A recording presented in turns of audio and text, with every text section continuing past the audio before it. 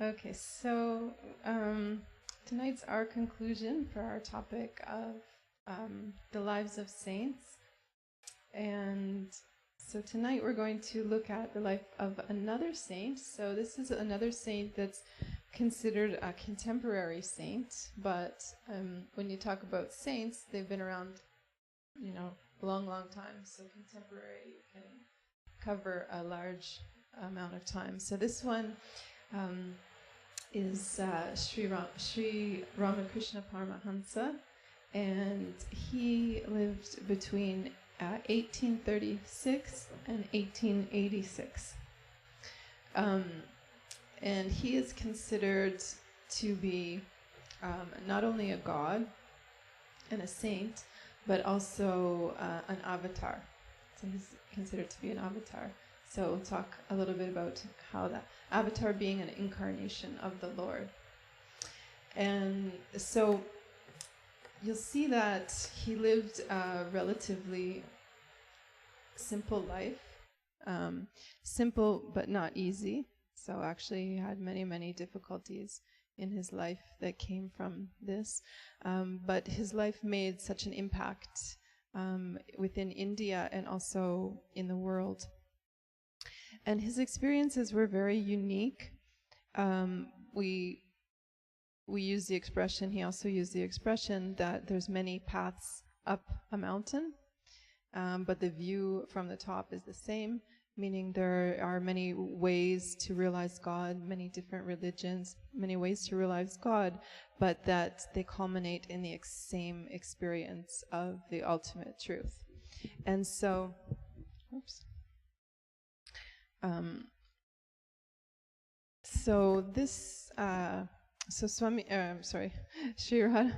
Sri Ramakrishna had this experience. So we understand it on an intellectual level, and saints have it on an experiential level.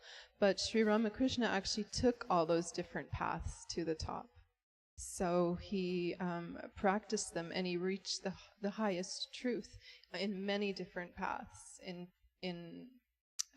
different, divisions or sects of Hinduism and also other religions, Christianity. So in each path, he had a teacher or a guru, and he realized the truth from within each path. So these experiences gave him sort of an overarching view so that he could see the unity of all religions. And he could also see the validity and importance of all of the different spiritual paths. And he was a great teacher. He taught mainly in the later years of his life, and he left the body when he was 50 years old. So, but he initiated, towards the end of his life, he initiated several disciples, and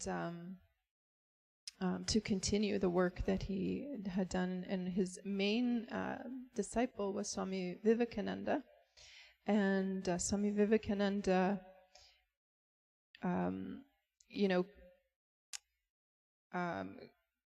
continued his teachings. He started something called the Ramakrishna Mission and something called the Ramakrishna Mat, which is a school for students to come and to study.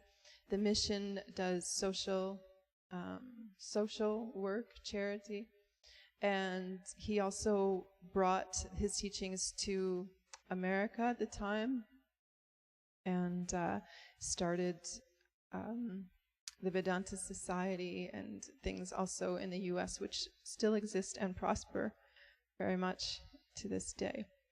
So he's considered to be an Advaita Vedantin.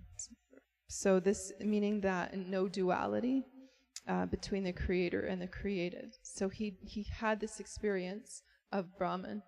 He was a Advaita Vedantin, but he was also a Bhakta.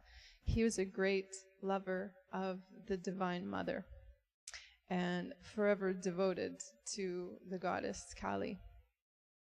And he said that he wanted to taste the sugar and not to become the sugar in that sense. So to maintain that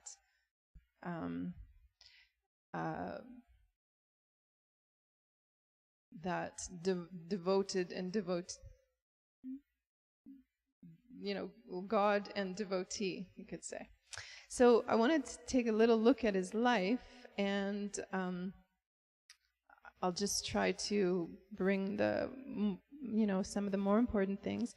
But he was born in 1836 in a small village in Bengal, and his parents were very religious, very pious people. Gary, Devi, can you bring the cover for this? It keeps sliding. And so they had their first son was born in 1805, and they had some kids in between, but Ramakrishna was born in 1836, so if you do the math, this is 31 years later. Oh yeah, that's good. Thank you. So they had finished having kids, essentially, but his father had been on a pilgrimage, and he was in a temple in Gaya, and a Vishnu temple, and Lord Vishnu appeared to him and told him that he would be incarnated as his son. And somewhere around the same time, his mother also had a vision. She was in a Shiva temple back home, and she had the Divine Mother come to her and tell her that she would have a son. So this happened, of course, and he was not your average child. He, at the age of 6, he already went into samadhi. He was crossing a rice paddy, and he looked up, and just the way that the sky and the birds, something about the birds passing the sky, he went into samadhi, and he sort of collapsed in the field. So people thought that he had a seizure or something. And so this happened, again, throughout his childhood.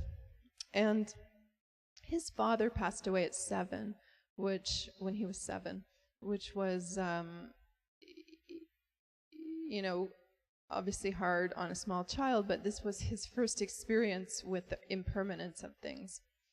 So, skipping ahead a little, his oldest brother, who I mentioned was 31 years his elder, his oldest brother took a job at Dakshineshwar, which is just outside of Calcutta, at a temple that was just being opened, a newly opened temple that was dedicated to the Divine Mother. It was actually on 20 acres. It was very big. There was 12 Shiva temples, but the main temple was for Kali, Divine Mother. So his eldest brother, the family was Brahmin, so he was a priest. He took a job there, and he brought Sri Ramakrishna with him. And so Sri Ramakrishna at the time was 19 years old. And so shortly into that, probably the next year, they wanted to, the owners of this, the founders of this temple, he wanted to have Sri Ramakrishna initiated or whatever, so that he could perform these pujas himself at the Kali temple in particular. And Sri Ramakrishna at the time didn't feel like he was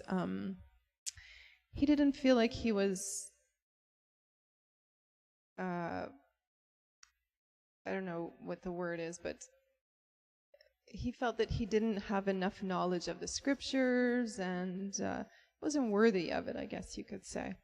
So he, but eventually, and they could also see that there was something special about him. I mean, they knew that he wasn't your average boy. So anyways, he did eventually relent, and they had somebody teach him, and the next year his brother passed away. His elder brother passed away. So this was, again, another conviction for him that life on earth is just transitory, and he became more and more eager to realize God. So he threw himself wholeheartedly into the worship of the Divine Mother at this point. She basically became his whole world. And at the same time, he started practicing meditation because he wanted to have he wanted to see her, before him, a living vision. So he started to have all kinds of strange behaviors, but he would go out into the jungle, next to there, and meditate in the middle of the night. He would spend hours and hours in meditation. And people started to think that he was going insane. They kind of mistook him for a madman. And so very quickly he did away with all the formalities as well. So his worship with the Divine Mother was very, very, very personal. He would sing to her. He'd sit in front of her for hours and sing to her. And many people complained about him, but the owner of this temple, he understood that he was very special, and he just let him be. So as he was pining for the mother, he just, he suffered so much because he wasn't having this experience of her. And then it happened one night that he was in the temple, and he had had enough, basically, and he saw a sword on the wall. And he jumped up to grab the sword and sort of end his life. But just at that time, he saw, she revealed herself to him. So it says here, the buildings with their different parts, the temple and everything else vanished from my sight, leaving no trace whatsoever in their stead. I saw a limitless, infinite, effulgent ocean of consciousness as far as the eye could see. The shining billows were madly rushing at me from all sides with a terrific noise to swallow me up. I was panting for breath. I was caught in the rush and collapsed. What was happening in the outside world, I did not know, but within me there was a steady flow of undiluted bliss, altogether new, and I felt the presence of the Divine Mother. On his lips, when he regained consciousness, was the one word, Mother. And so here it became very intense for him. He started to have all kinds of experiences. He'd have tremors. His body felt like it was burning up. He would go into samadhi regularly.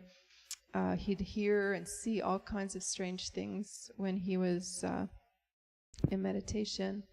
And then his conduct, externally, was also strange. They'd notice him, taking flour, and he'd rub it all over his body and on his feet, and then he'd offer it to the Divine Mother. And so people were like taken aback because this is not something that you do in a temple. And he also was seen taking the milk that was supposed to be offered to the Divine Mother and feeding it to a cat. And so anyways, he was excused from all of these things from the temple owner because, again, he knew him. So, but his body was sort of wasting away. He was stopping eating, and he wasn't very in good health. So his mother called him back to the hometown. And he actually went back there, and he stayed there for about 1.5 years. And she convinced him that he should get married. And so it doesn't say here, but I read somewhere else that he himself told them where they could find his bride. So there were arranged marriages. There are arranged marriages in India. And at the time, he was 23 and she was 5 years old. So before you get all upset, it's just more like a betrothal, they call it. So that she doesn't actually go and live with him until she actually went to live there when she was 18. So the ceremony was more of a betrothal. So then he went back, and at this time there was a Brahmin lady, a renunciate, that sort of like a wandering renunciate, but she came to the temple. She sort of happened to the temple. This is how, a lot of his teachers just sort of showed up there. So she was an adept in Tantric and also Vaishnava traditions. And so he explained, because when he got back, all of these things came back. All of the sensation, burning sensation, and all of this stuff. So he really did think he was going mad. So he was explaining this to her, and she said everything that he described was as in the scriptures, how they describe. She said only, what did she say? These special spiritual manifestations were only from avatars, and the only other one on earth that she knew about was Sri Chaitanya, that was an incarnation of God that had all of these sort of manifestations. So like the tremors, the hair, the heat. So she actually came to the conclusion that an ordinary devotee, only an incarnation of God, was capable of such spiritual manifestations. So she arranged for 2 experts to come to the temple and to evaluate him. So they came separately and they evaluated him over time, and they both came to the conclusion that yes, he was an avatar of the Lord. So from there, I mean, for him, it didn't matter. He one way or another, at that point, he was just. But it did help him to understand that he wasn't crazy, at least, that this was kind of normal occurrence. So he then started some formal learning under her as his guru of Tantra and also the Vaishnava disciplines. And so he realized God through those. And at the same time, there was somebody, a wandering monk that came through, and he had a small statue of Rama, and he worshipped Lord Rama as a child. So of course Sri Ramakrishna learned from him as well. So he experienced Lord Rama as a child, like the living image of Rama. He would come and play with him, and they would, so like this, he realized Rama. He also did a practice where he wanted to have God to be the servant of God. So he took on this practice as Hanuman, Hanuman, who is a great devotee of Lord Rama. So during this time, he would actually, like, he'd have his cloth, he'd tie his cloth like a tail, and he would, instead of like running around, he'd hop around the temple. So you can see why people would think that maybe he was a little crazy. But he actually had the highest realizations from each of these experiences. So he was seeing the Lord as all of these, from all of these perspectives. So, and also then Lord Krishna. So they said he really struggled with struggled. His practices, which would normally take lifetimes for someone, took him maybe 3 days, So it's not like he was running around for years as Hanuman. He was, these practices wouldn't take him long. But Lord Krishna was sort of evasive, and then he understood that he needed to have the grace of Radha before he could see Lord Krishna. So then he eventually had the vision, the experience of Radha, and also the experience of Lord Krishna. So this Brahmin lady eventually left when he had his next guru who came. And his next guru was called Totapuri. And he was a wandering monk, and he was an Advaita Vedantin. So he was a non-dualistic philosophies, and he had reached the highest experience in Advaita Vedanta. And so when he understood that Sri Ramakrishna wanted to learn from him, and first of all, as an Advaita Vedanta, he was very, very, from birth, Advaita Vedantin, meaning all of these deities and these gods and everything that, including the Divine Mother, that Sri Ramakrishna was worshipping, he thought was just utter nonsense, right? So, but anyways, Sri Ramakrishna wanted to learn from him, and he wanted to teach him. So he insisted that he be initiated into sannyas, because he needed to become a monk to do all this. So Sri Ramakrishna actually agreed to that, even though he was married. I mean, none of this mattered to him, although he didn't tell Totapuri at the time that he was actually married. But he said, can we do it, in secret? Because his mother was there living at the temple, and he thought she would get upset if she knew that he had taken sannyas. So anyways, they did the initiation, and then he reached Nirvikalpa Samadhi, the highest state of samadhi, within 1 day of the practices. Now, he also, he learned the scriptures from Totapuri, but he had the realization within 1 day. And that was a long time for him, because it took him a while to actually, because all that he could see was the Divine Mother, and to come to Nirvikalpa Samadhi, you have to let go of that. So, but eventually, he did that day. So now Totapuri was, of course, incredulous. It took him 40 years to get to that point of strict discipline. And so he stayed because he felt he had something to learn from Sri Ramakrishna. He wanted to understand what this was. And so he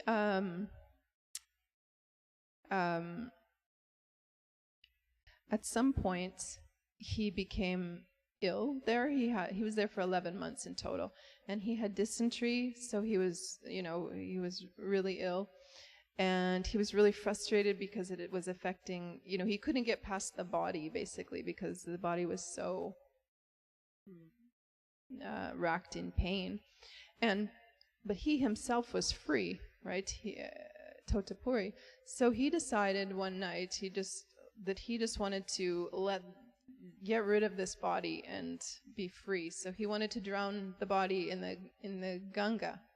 So he ran down to the Ganga, and all of a sudden he just found himself, like, he ran right through it. He was on the other side, and he couldn't understand what happened. So he turned around, and this is when he had a vision. I want to see where it says here.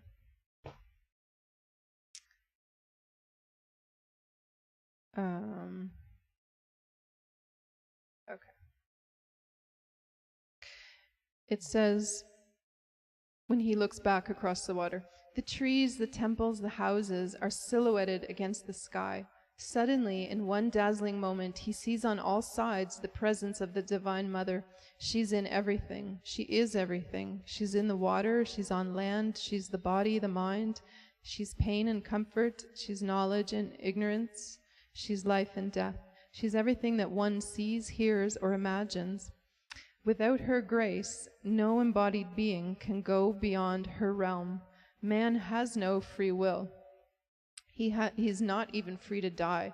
So this is what he realized, that he wanted to let go of the body, but he realized that he didn't even have that power. He actually didn't have that power.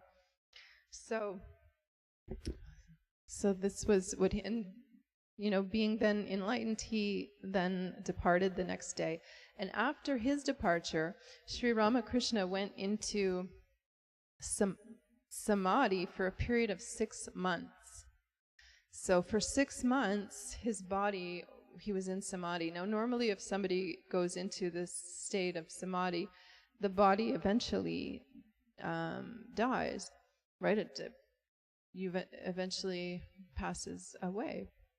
But there was a monk that had been staying there that somehow realized that, for the benefit of humanity, that he needed to keep this body of Sri Ramakrishna alive. So he would do everything to try to get him out of samadhi, with brute force. And sometimes he could get him to come to enough that he could sort of put some food into his mouth.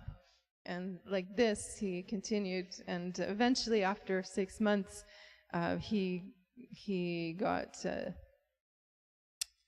dysentery himself. So he came slowly back to the body.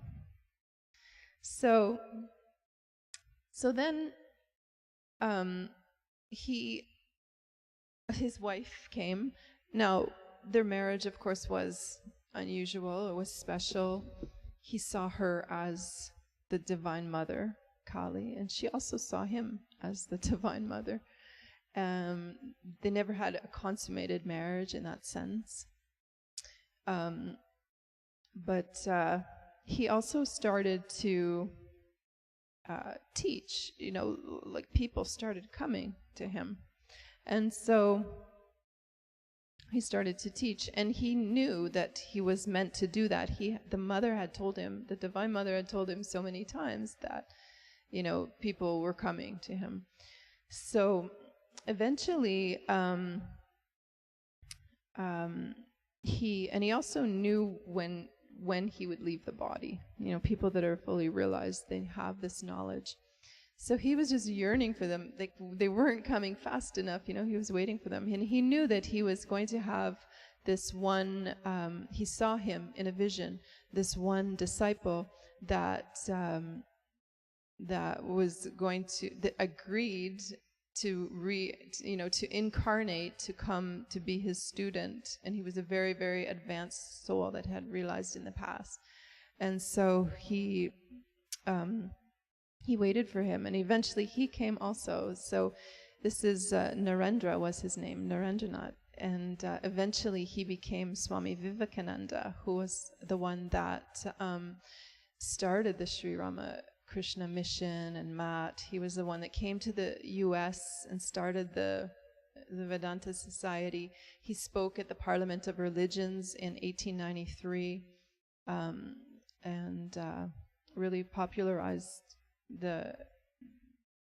spread the message, you could say. So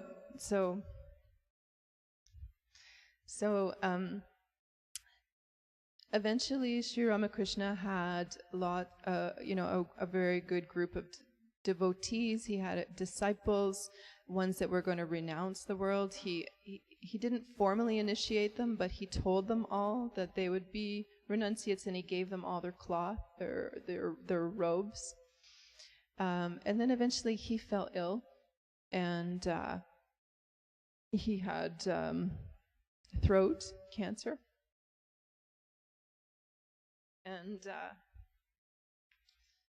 And so then he left the body in 1886, and his disciples, the ones that he had initiated, they started a small monastery, and from there it continued. So that was a short version of his life. I have a picture.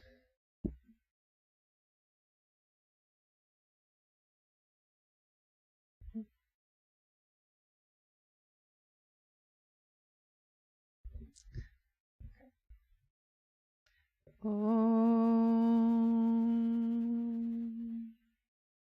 Om.